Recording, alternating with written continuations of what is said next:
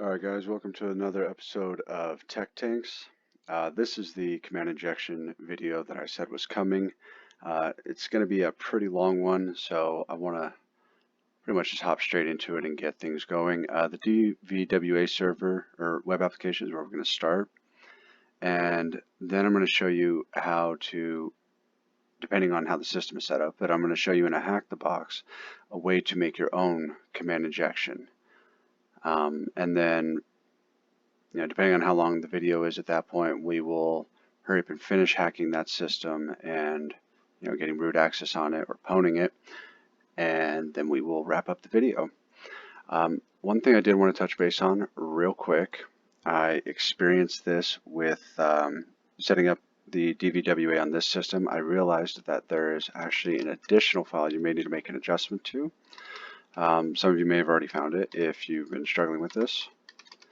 In here, there's an Apache 2 directory inside your etc PHP, whatever version of PHP you're running directory. And in there, you will find another PHP ini file. You have to adjust both of them in order to make sure that the URL include is available, just so you're aware. Okay. So yeah, let me hurry up and start up my Apache 2, and then we'll get started on the, oh man, I can't even type in my password. And we'll get started on the DVWA here. I don't know if I typed that in right. Nope. It's going to be one of those videos, guys. Alright, there we go. And then we'll do the same thing for the MySQL. And actually, don't want to exit this. I want this for a moment. Okay, let's hurry up and get through the DVWA thing. All right.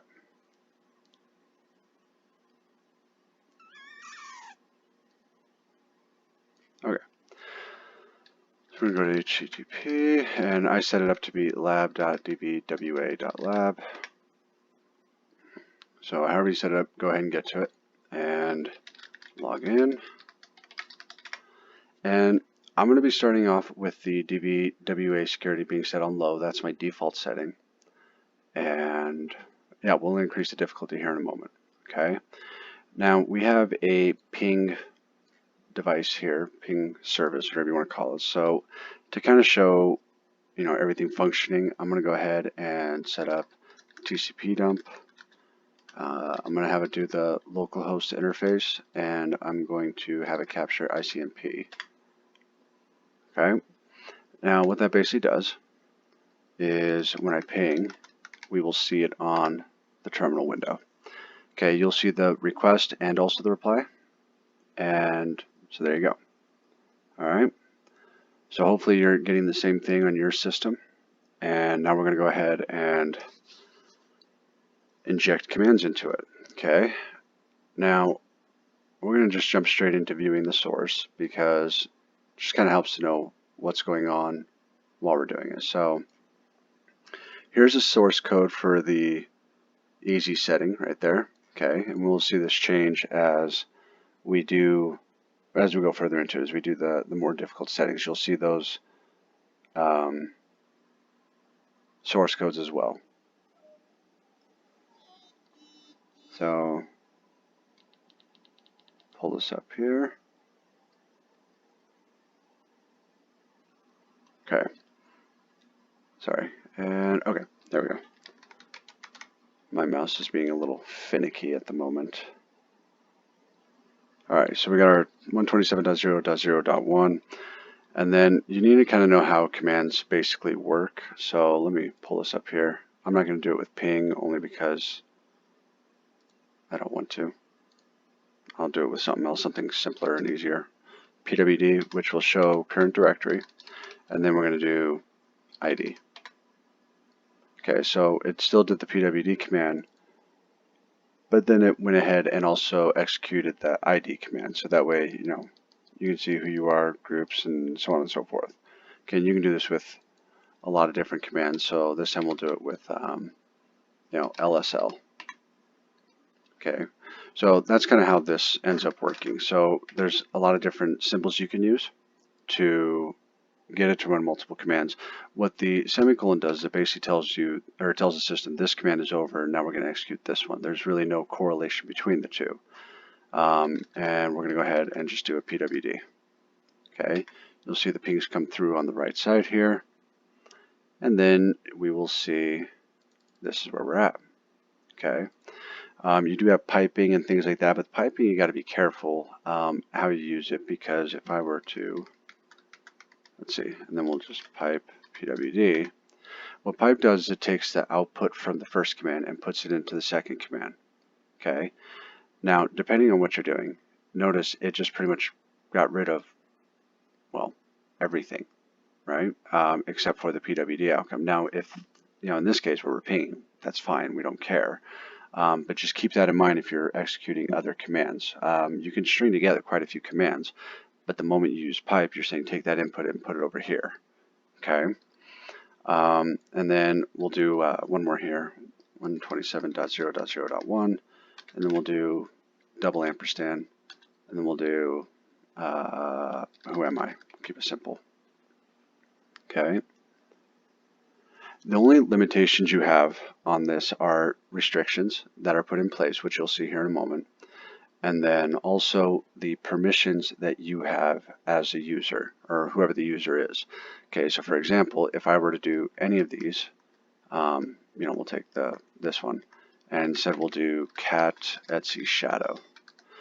The etc shadow file is your hash file for your user passwords. Okay, and you can see we got no output other than from the ping command.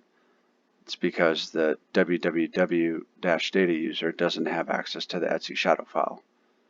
Okay, so that is basically our only restriction that we have. Not a terrible one. You can do a whole lot with this, which you'll see in the HacktheBox. Okay, what we're going to do now is we're going to go ahead and increase that security. There we go. Medium, submit it. And then we're going to go ahead and go back to command injection. Okay. And then let's go ahead and run this one. Okay. Now if you notice, nothing came out and nothing happened here, right? So that command didn't work. Let's try this one. That one didn't work either. Okay, let's look at the source. And well, what the? Oh, I was hoping I'd stack them up. Apparently not. Okay, no problem. So you notice now we have a blacklist. Now, if you're not familiar with the term blacklist when it comes to cybersecurity, it's pretty much the same as any other blacklist. This is a no-go list. A blacklist, the concept behind a blacklist is you, by default, allow, and then the list shows what you will not allow. A whitelist is the opposite. By default, it denies, except what's on the list is allowed. So this is basically stating we're setting up a blacklist here, and then we're going to replace these strings, and then we're going to go ahead and execute the command accordingly. Now, if you notice, the command is a little bit different from Windows to anything else, right? It's because Windows automatically implements, I believe it's 4 for the ping command, and then it stops. Whereas Linux, for example, will keep going until you tell it to stop. So by doing a count of 4, you only send it 4 times and then the command closes. Okay? But here's where the issue is basically at. Now we're finally doing some sanitation of the user input, but it's pretty limited. So for example, if I were to just use the pipe, for example, all of a sudden we have execution again. Okay? If I were to use, actually the funny thing is, if I were to use this one and just get rid of one of the ampersands, it executes still. So you can see this is where some data or some input is being sanitized, but not nearly enough. There's still a lot of leeway on here. Okay, and again, it's that filtering. So we're going to do this one more time. Okay, because the impossible, just so you know, it should be secure. Basically it shouldn't be able to work on the impossible version. So we'll look at the source there, but that's about it. So this one was already blocked before, so no shock, still blocked. If we go to this, now this one doesn't work. Let's go ahead and view the source. So as you can see, our blacklist has grown significantly for this, and makes it a lot harder to be able to execute commands at this point. So what we're going to go ahead and do here is just kind of look through this, and here's where you have one mistake. It assumes that there's a space. Now, piping it doesn't require a space. So I can actually execute this still. Now, if I take that same command I just did, but I apply a space to it, oops, suddenly it won't work again. Okay, so that is the basics of command execution. Your limitation is basically what symbols are available and user access. That is the extent of your limitations. You can drop files into there. There's a lot of options on what you are capable of doing with that kind of command. Okay. Now what we're going to go ahead and do is we're going to compare all of them. Actually, that's what I want to do. There we go. Okay, we're going to just make this a lot bigger both ways. There we go. So here's the impossible one. And first of all, they added in check tokens. They added in, you can see our blacklist is gone, but instead what they do, and this is a better way to do it.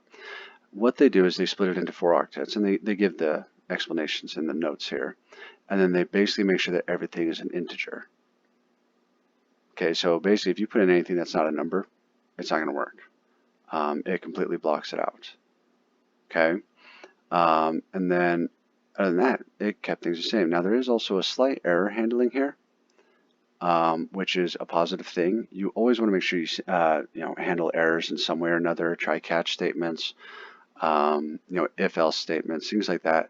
Because if you don't, you risk releasing a lot of information when it comes to the system. Okay, and whatever it is you're running, whether it be how your SQL command runs or something along those lines. So, in a nutshell, this is command injection on DVWA. Okay, very basic. And one thing you can do to make this even better for yourself, as far as for practicing and really seeing how far you can push it, if you can set up a lab system, if your computer is capable of running multiple systems at once, you could always run 2 different computers, host the DVWA on another system, whether it be Windows or whether it be Linux, doesn't matter. And then on another machine with connect the networks, you're able to basically hack into it, allow that, that file inclusion, see if you can get it to execute and things like that. And if you are, that's going to give you a lot of great practice. Just doing it on the local host, you can still get a lot of great practice in there, but being able to see how far you can push it is a whole nother thing. Another option is, of course, HacktheBox, which is where we're going to go next. Okay. So let's go ahead and, actually, before I close this, just kind of a recap, because this touches base on a lot of CEH topics, input sanitation, and then of course file permissions, things like that. Command injection hits all of that. Command injection, if you do not sanitize your input, I can't stress that enough. You're gonna be a victim of it, basically, because all it's basically doing is echo, and then it's given the result, the command and all that. Like, this is what your command is. It's just literally ping and whatever. There's nothing else there. Okay. This makes sure that the ping is, or that the target is only going to contain numerical values. That is all it takes. Okay. And this isn't the only way to do it. There are other options, and depending on what, if you're not using PHP, maybe you're using .NET or something like that, there's always a way to make sure. And that's what you want to make sure you do, is you just sanitize it. I can't stress it enough. But let's go ahead, and we're actually going to create our own command injection. And this is kind of another thing where this happens, and it's not a required path to take on this box. There are multiple options you can take, but we're going to go ahead and do the command injection one because that's what this video is about. So let's go ahead and go to the HacktheBox, and this box is called Magic. Okay. Here's our Nmap scan. Ports 22 and 80 are open. I ran the same scan as I did before, so I'm not going to worry about explaining that to you. So let's just go ahead and hop straight over to the box. Okay, so it's 10, 10, 10, 185. Okay, now I'm going to skip some steps. This video is not about hacking phases or anything like that. And I mean, we're already at 15 minutes. This is going to probably take another 15 or 20 at least. I want to kind of minimize it for you. So some of this stuff, we'll come back to this box when I'm going through the hacking methodology, the steps in it, and I'll explain some of the things that I'm doing that I've skipped as far as for how I knew about this directory and things like that. Okay, but I will explain as far as for the processes and all that. So we're going to need Burp. We're going to take advantage of a SQL injection here, and I mean, really, anytime you have a login screen, give it a shot. It's always worth a shot, right?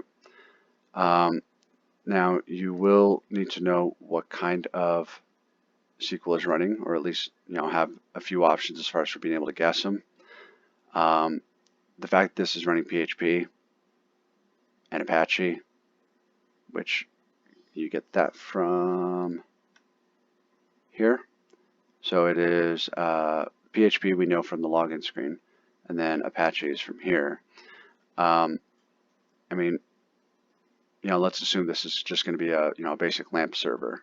We got the Linux running, we got the Apache, we got the PHP, MariaDB or MySQL. It's going to be one or the other, which really they're kind of one and the same. So let's go here. Burp Suite is a proxy tool, and it also it does a lot of different things. It's fantastic. This is the free community edition. I love it. I'm gonna go ahead and turn this on here. Let's go ahead and just do that. I'm going to just put in the letter A. You'll see why here in a moment. So here we caught the request, or the post rather. I'm going to go ahead and change the password, and I'm going to do an apostrophe or 1 = 1, and then I'm going to comment out whatever else is maybe behind this. Okay. So what I've just changed the SQL request to, I mean, when it's a login screen, it's pretty basic. Select, from whatever table where username equals admin and password equals, and then in this case where it's like, okay, end it there, or if 1 = 1. Okay, 1 = 1 is obviously true, so basically we just made this a true statement. When we forward it, we're going to see that this web application is vulnerable to a SQL injection, because now we're going to get logged in, select image to upload. Okay, now I accidentally deleted my file earlier because that was a dummy head, and so I'm going to go ahead and just kind of skip a few steps here. I'm going to take an image file that I have in my pictures, just kind of at least show you what I'm doing here. Okay, there's a ran.jpg, which I realized afterward that I just basically implied, running. It was supposed to just be like random, but whatever. So I'm going to go ahead, and this works. The term magic, or the name magic, kind of gives you a hint. It works off of magic bytes, which are the first parts of a file. I'm going to show that to you right now. Let's see, oops. Pictures, and then ran, and then we're going to just hex dump it. And this kind of shows you what it is we're looking at right here. Okay, this is your magic bytes. This is basically just saying what type of file it is. That's what this system runs off of. It kind of runs off of the file extensions, but not 100%. Mostly it's it filters what it allows because of that. So what we're going to do is we're going to just take like the first 15 bits of information off of this. I just forgot what it's called. There we go.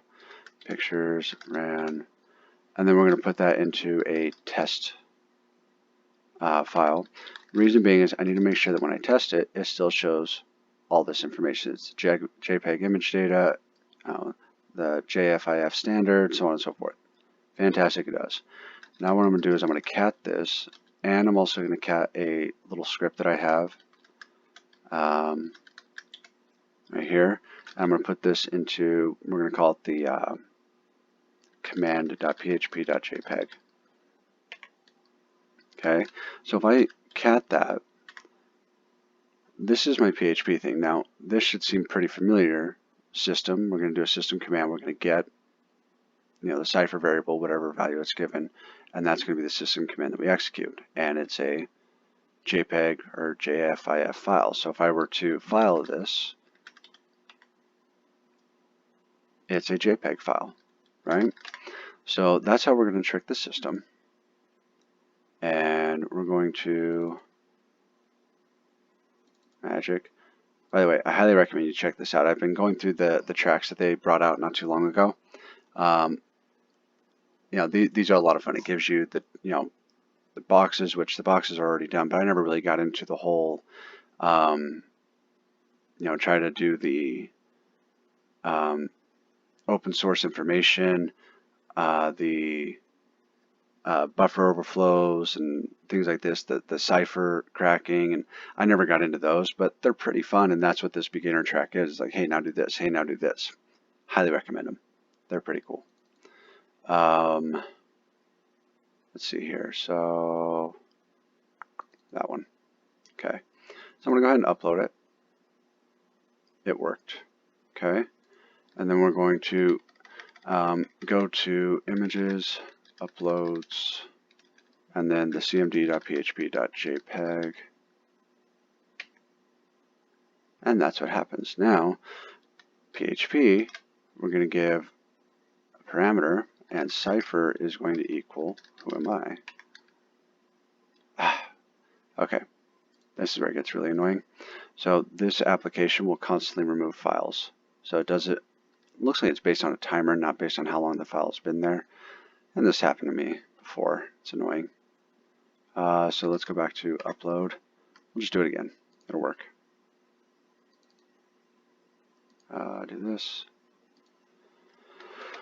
Okay, and when I first hacked the system, that's how I was able to find these directories and all that. And again, when I actually make full-on videos as far as the hacking methodology and all that, where it's just a straight, let's hack and try different things and call out what we'd see in CEH version 11, that's when I will go through and explain every detail of what I'm doing. But for now, as you can see, I just got www-data. If I were to do cat etc password, this is where these kind of stink. It doesn't break it down like you would normally see. But we have a Theseus user, which is nice. But what we're going to do here is do a command injection, actually. Or we're already doing that. We're going to do a file inclusion with our command option here.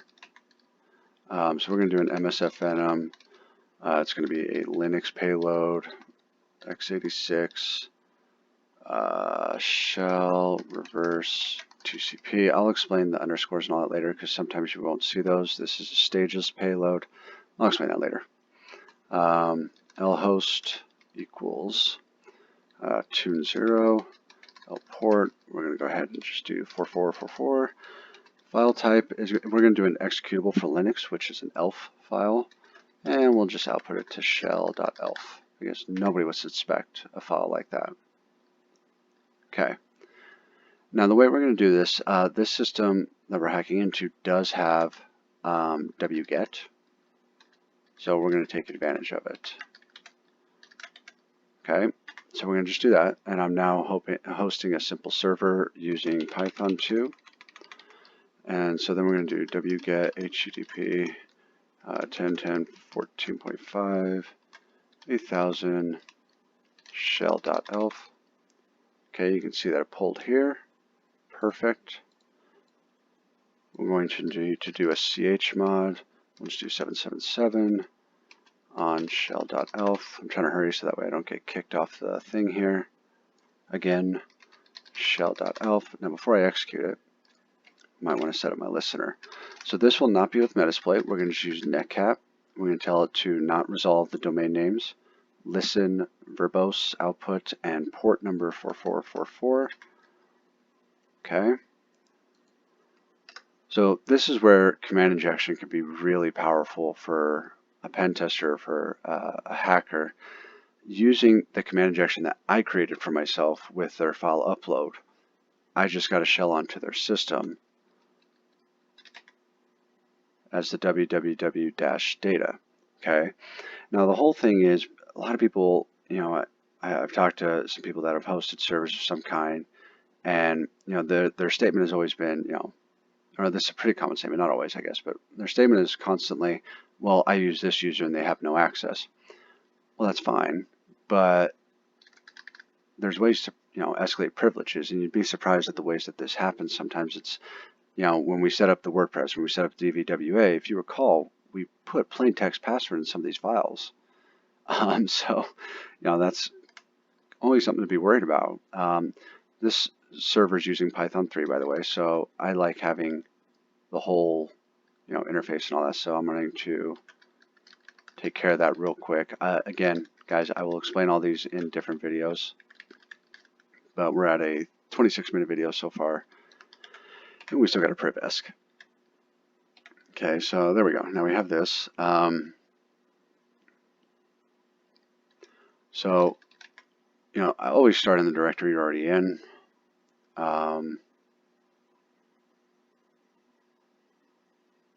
Yeah. So, nothing here, which I figured. Pretty sure there's nothing here. Yeah. All right. And then, so here, if you notice, we have a db.php5 file. Anytime I see db, I have to read it, because you'd be surprised what's left there. Like this time, we have a password. Okay, we have the database name, the host name, which is the local host, user, and a password. Okay, now again, I've already done this box recently. The part that I wanted to show you with it, like the big part with the PHP injection, the PHP command injection that we created for ourselves, that was the big thing. Now I'm just going to finish the box because, darn it, we're already in here. And there's one more thing that I do want to show you, which is a pretty common mistake set up for like various configurations, which is they don't use a fully qualified path for executing things. That's how we're going to get root on the system. Okay, but the first thing we're going to need to do is get see where we have here. You cannot switch users to Theseus with this, but what you can do is a Mysql dump with the user Theseus, the password that we found there, and then the host being localhost, and the database is magic, right? And we got all that information from above. We run this and we get insert into login. Like, we get a lot of information, but this is, right here, values 1, which is going to probably be the user ID, the username, and good old passwords. I love passwords. Okay, so I'm going to go ahead and try to switch user to Theseus with that password, and it works. Okay, now typically around this point, I would, find a way to be able to get straight into Theseus. One common way to do this is to put to get SSH keys and put the public key into their .ssh file or directory under the authorized key file. Normally I would do that. Again, this time I'm not going to, because, brevity's sake, we'll talk about maintaining access and all that later. We've already, covered the command injection part, but I do want to show you just a quick, intercepting the path, or intercepting the command itself when you don't use a fully qualified path. So let's see here. So checking sudo privileges, this guy actually can't run them. So the next thing that you would want to go for is finding any files that have suite permissions, like any file that would allow us to run it as a root, basically. And then we're going to output any errors that we get, because we're going to get quite a few because we don't have sudo access. So, if I try to get into the root file, if it's because it's going at the very, very basic directory here, I want to make sure that I don't have to look through a lot of errors. So that's what the to input to dev null does for us. Now, this is the one that we're going to look at here. Okay, the bin sysinfo. Sysinfo is a weird one to have as a suite command. So first thing we're going to do is run it and see what happens. Okay, gives us a lot of system info. Lives up to its name. Now, up over here, okay, passed it.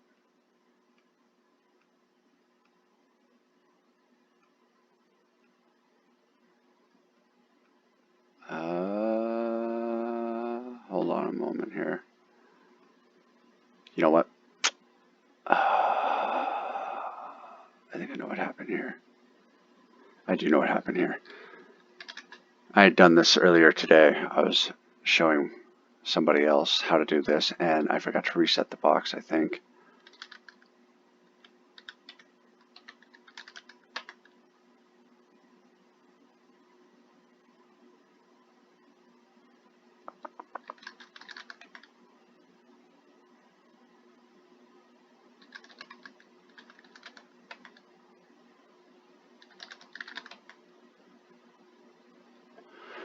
Let me see here.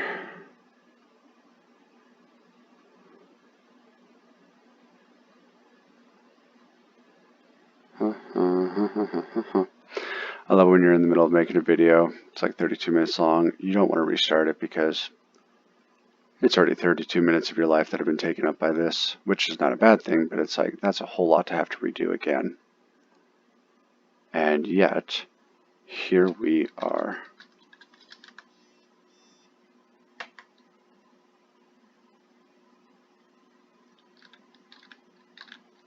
Alright, you know what? I know what we're going to do here. Told you I wasn't going to SSH into it. I lied. I'm going to SSH into this.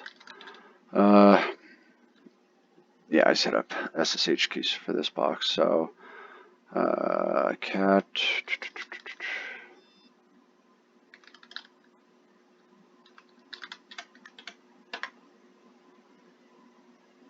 Okay, so what you could do is just copy and then cd home.ssh, and then we're going to echo this into authorized keys, and then all you got to do from here is SSH. By the way, that is an example of a fully qualified path.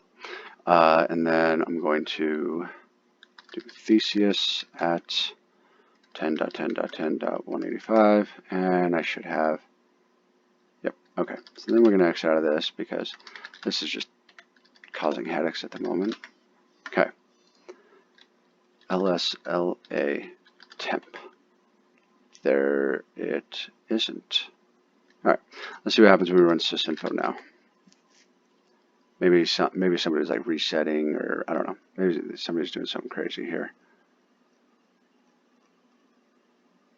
Nah, you know what? I know why. Let's do this. ltrace sysinfo. This will give me what I want, guaranteed.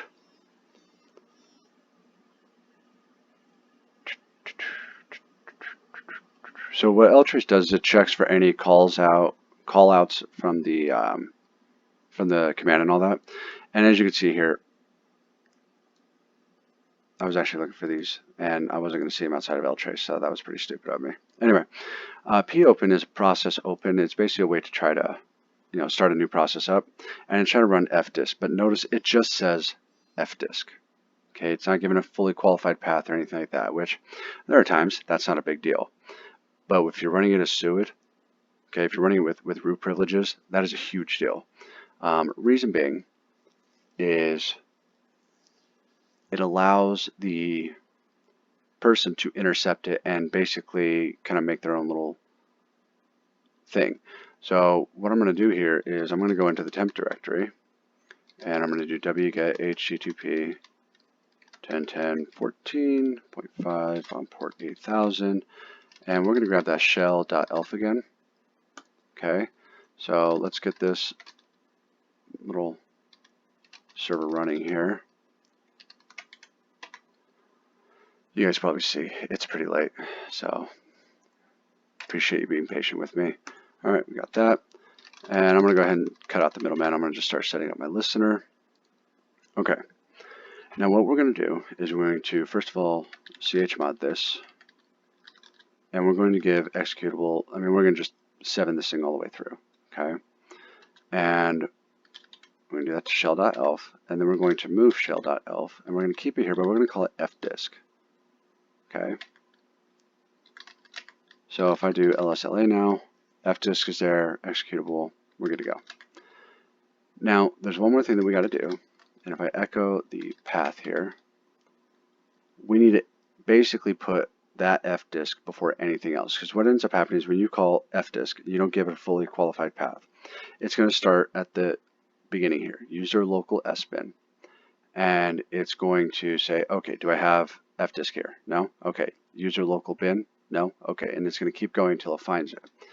So the way we can do this is we can export the path, and we're going to say temp, and then whatever's currently in the path, we're going to go ahead and keep that. Okay, so now if I echo path, temp is first. Now, what's cool about this, we have our listener, okay, port 4444. I'm going to go ahead and run sysinfo again, and assuming I didn't screw something up, it should work. It'll hang up right there, and we have connected, and I am the root user. Or if you are a Marvel nerd like myself, you would start this by going, I am root. Okay, I know, nerdy, sorry. So what we took advantage of here was a failure to fully qualify the path. Okay, so basically to say, all right, we're going to the user, bin, fdisk. That's where we're going with this. Or, bin, fdisk, like fully qualify it out. Because if you don't fully qualify it out, then you're going to have a problem. Now, does that mean it's 100% safe? No, it depends on the other permissions you have. For example, if I have write permissions in that directory, and I have the right permissions to edit that file, it does you no good to fully qualify it anyway. But in this case, I had permissions to run it as root, but not to edit the file. Okay, but you need to put those fully qualified paths out there, so that way you can't intercept it like I did here. And this works on a lot of different things. Okay, not just operating system commands. You can also do it to Python and things like that. So just keep that part in mind, and we'll get into those again later times. The big thing here was the command injection, which you saw in DVWA, and then you saw us make our own when we were able to upload a file onto the server. Okay, so this is the how command injection works. No input sanitation or things like that, and that allows to just basically take the command, send it on through. And then on the file server, this that's what happens when you don't block certain functions. If you recall from setting up the LAMP server, I blocked the system function, so that way it wouldn't work. Okay, and you can't always do that, and I get that, and that's kind of the kicker. If you need to be able to call system functions, you got to be able to call them. Don't have many options from there. But if you don't need to, definitely block it, because someone who knows what they're doing can upload a file and they can make it themselves. Okay, so hopefully you guys were able to get a better understanding of what command injection is. Again, when I read CEH version 10 didn't cover very well. CEH version 11 they're reading, they really didn't cover it at all. It's basically, hey, if I type this out there, this is what happens. It doesn't explain, it doesn't give a full understanding as to why. Understand that it is language specific, so I can't provide you with an example of every single possible injection out there. But with the PHP, I showed you where no sanitation, and then differing levels of sanitation applied. That is what allows it to happen. It's basically, are they allowing all these different characters, and how are they processing the command itself? Okay, so there you go. Hopefully that helps. We will cover more CEH version 11 content over the next little bit. I'm not sure what the next video will be, but I'll try to make it a fun one. Always try to include different hack the boxes and different applications we can run, or something you can set up in your own lab as well. So hopefully you guys enjoyed the video. If there's any questions, feel free to leave something in the comments, and I'll try to answer it as fast as I can. And I'll see you guys on the next video.